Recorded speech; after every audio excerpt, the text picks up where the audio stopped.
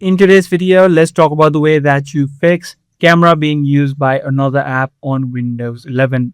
So if you're having this issue, if you're trying to access the camera by a specific application, and if it is currently not working out, then what you can simply try out is try to close any sort of applications that you previously used that may be still having access to camera. Let's say you're trying to video call or use the camera on WhatsApp, and previously you also video call on Microsoft Teams. Let's say you can just simply right click on it and make sure that you click on the Quick Teams option.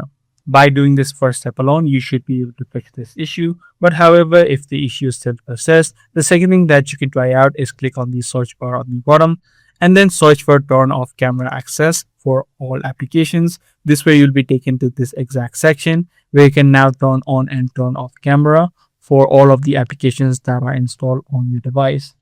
What you can also try out is disable the camera option for all of the other devices and just leave it on for the particular application that you're trying to access the camera on.